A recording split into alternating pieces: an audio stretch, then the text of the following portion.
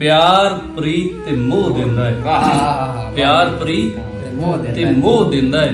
ये तौफीकां ओ दिंदा है। अल्लाह बेपरवाह जो होया हिजर दे विच भी भो दिंदा है। हां तकिया नहीं तां बचिया है तू ओदा रूप ते को दिंदा है। दिल ले उस तो खोना पैना वापस मंगया ओ दिंदा है।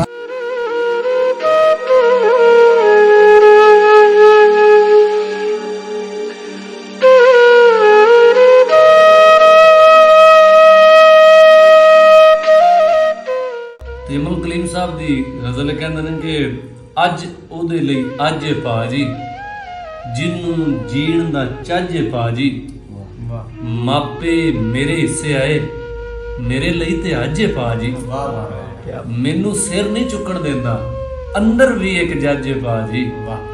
ते इमाम कलीम साहब कहंदे ने कि यादां दा कड़मास ले दस यादां दा कड़मास ले दस उतों कहंदा हस ले दस जिन्ने अज तक हाल ना पूछया हुण कहंदा है दस ले दस।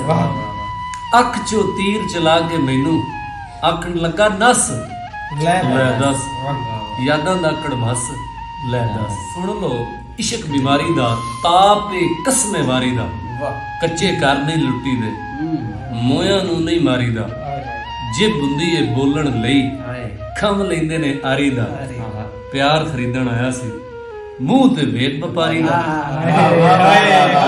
प्यार खरीदण आया सी मुंह ते वेख व्यापारी दा अथरू पीने पैंदे ने या फिर दिल नहीं आ रही अपना आप भुला देना वा खुद नू इंज सजा देना वा तू गुड्डी दी गल करना है मैं ते रंग उड़ा देना वा 20 साल है अपना हिस्सा मैं कुत्तियां नू पा देना पूरा पूरा पखुआं दे कम आवे अध चो अध बचा देना अपना आप भुला देना खुद नू इंज सजा देना।